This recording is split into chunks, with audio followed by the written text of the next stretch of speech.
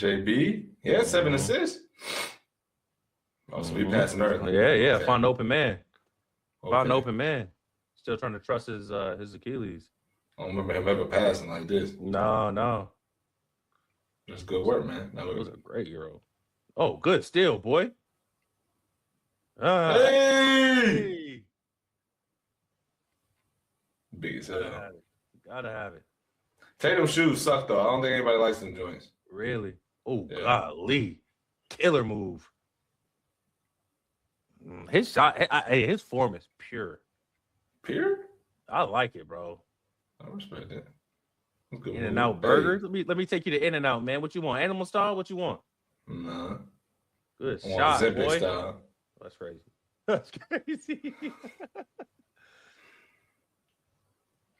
Get it back. Man, he ain't got no burst. He got to shoot that hole. Yeah, he got to.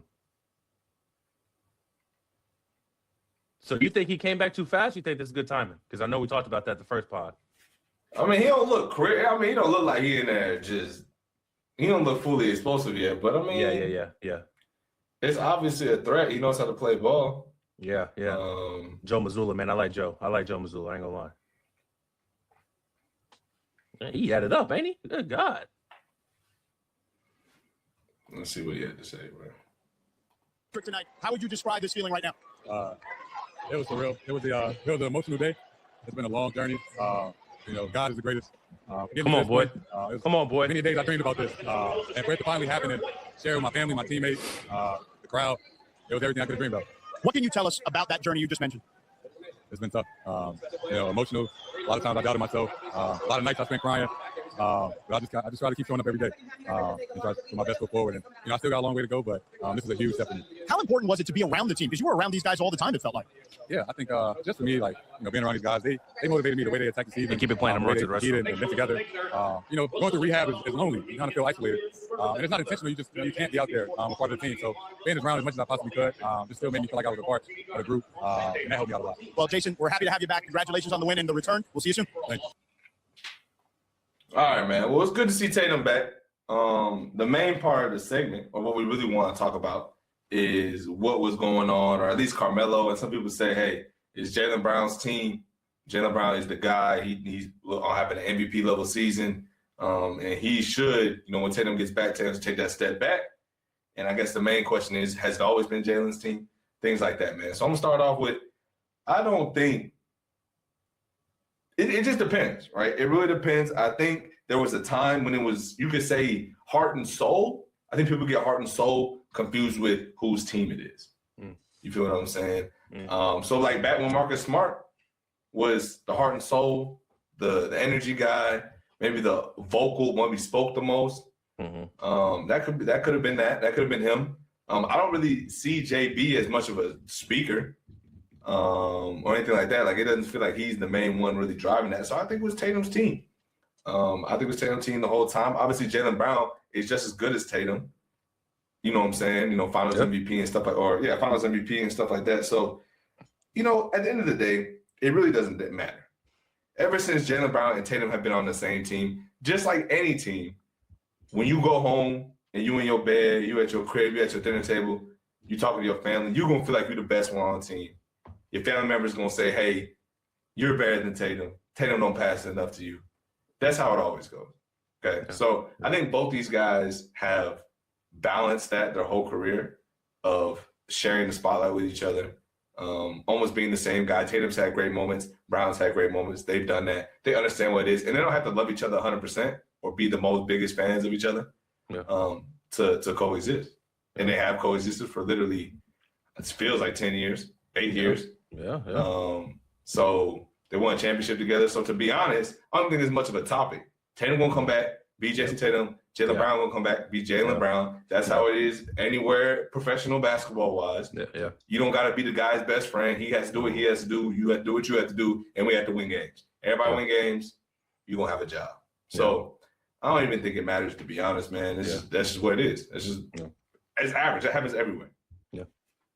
Yeah, definitely. I agree, bro, because what you look for out of two superstars on the same team is what you got from Jaylen Brown with Jayson Tatum out, right? he had to pick up the productivity, he had to pick up the scoring, had to pick up the playmaking. And now you're getting an MVP caliber season out of him, but he had to do that. And he is capable of doing so as he is a superstar, as he is Jaylen Brown. Does that make that his team? Not necessarily. I think it's both of their teams. I think, as long as they can play well together, and if one goes out, the other one has the ability to pick it up. That is the duo. That's the dynamic. That's the punch that they bring. So, and I'm curious for you, not to completely change topics, but fill me in on what that looks like, right? The process of being hurt, the process of going through rehab, and then making your return to the court. What are some things that kind of go through your mind during the rehab process? What goes through your mind when you do get hurt, right?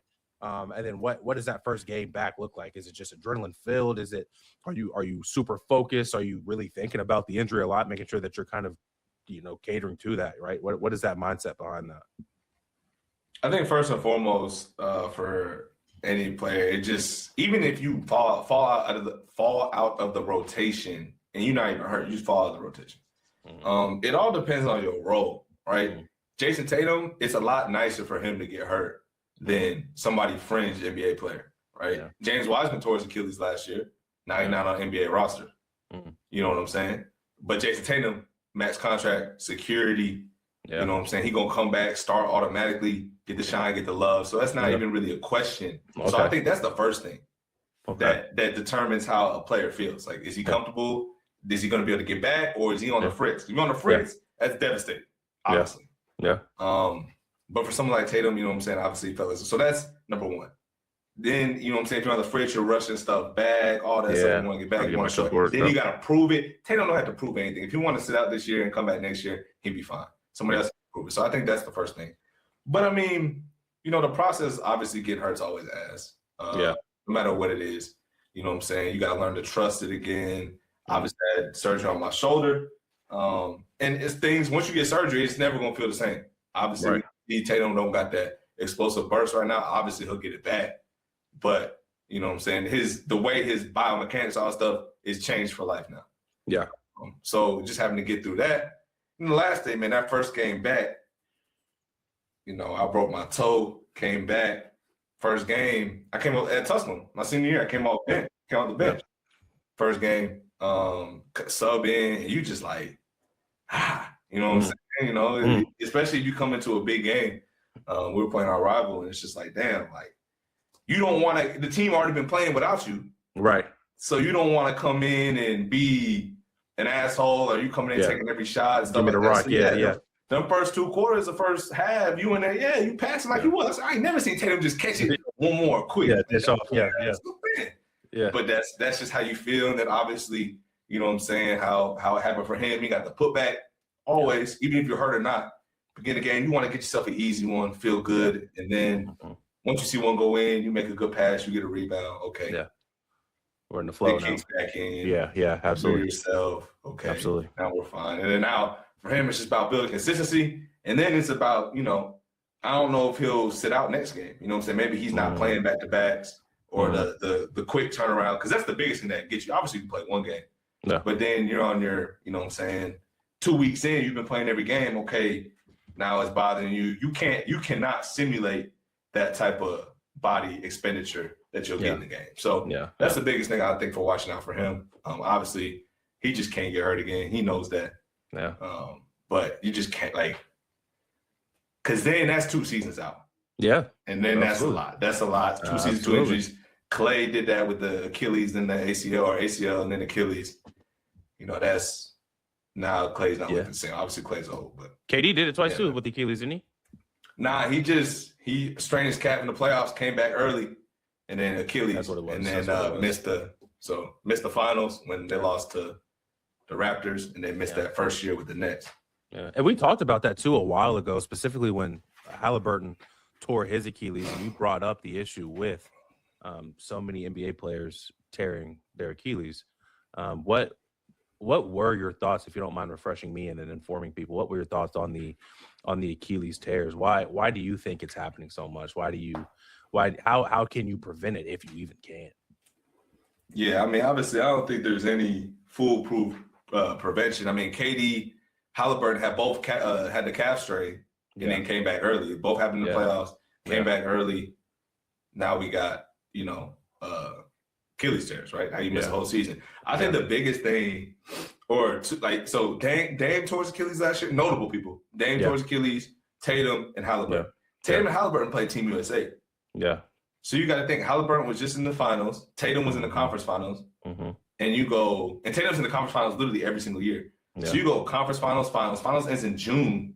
Team USA camp started literally in July, like the first week of July. So when do you get your rest? You don't want to show up you go play. Tatum goes and plays the whole season. Yeah. Then season ends in June. You start in July. You don't want to show up to camp. You want to make sure you're good for camp. Yeah. You know what I'm saying? So then you're still going to be working out while you're off. Then you go to camp. Then you got NBA preseason. Then you play 82 games, and then you want to go to the finals with Halliburton. In Halliburton's case, when's your body recover? Exactly. Yeah. You've been doing the same biomechanics. You've been pounding at the highest level. Yeah. Halliburton's not, Drew Holiday build wise. Right. So guys pushing on you all that stuff, it's a lot, bro. And he's the main driver of the team, and you know what I'm saying, all that movement. So I just think lack of rest, bro. Yeah. Lack of rest, lack of, you know what I'm saying, your body's not built to go. And eventually it's going, if it's not taken care of. And then one minor inconvenience, like a calf strain, that in a regular season, he'd be out 5 weeks and it's cool. But he took 3 days off. Back at it. Yeah, that's tough. Because it's game 7. Exactly. Yeah, and you have to go. You have to go, right? Yeah. And that's why I remember, I think most people who watch the NBA specifically do the years that NBA players weren't going to the Olympics, right? They weren't playing, and then we were losing to teams that we shouldn't lose to, and obviously then they came back. A part of that had to be how long the schedule was, and then having to play on top of that, right? It is, like you said, it's taxing on the body, regardless of if you are playing in the Olympics or not. A lot of guys, specifically your superstars, your Dame Lillards, your Tatums, your Tyrese Halliburton, they'll speak on it, but there's a level of preparation that you have to have in order to be that successful in your career in whatever you're doing, specifically in sports. So even when you're in your off season, you're still grinding, arguably even harder than you would grind in your regular season. So you're pushing yourself constantly. And don't get me wrong, they give themselves time off. Everyone's time off period is different. But for your heavy hitters, for your superstars, they're taking time and then they're back at it, right? And obviously they follow that routine, right? They have their team around them that make sure that they're good. But at the end of the day, the body's going to catch up to you regardless. Once again, you hate to see guys like that go down. I'm happy for Tatum being back. He hooped. He looked good. He was flowing with the offense, which is huge. Maybe we'll see a little bit more passing out of him, or maybe it's just him kind of getting back in the groove of things for right now. Then he'll be back to his real self. Like you said, though, his biochemistry has changed forever, right? So where he'll get that push off, he'll get that boost again. I just don't think it'll be the same as obviously what he was prior to the injury. Yeah. The good thing is he is 6'9", 6'10". 6'10", long arms. So it's not like he needs too much burst to get to dunk on.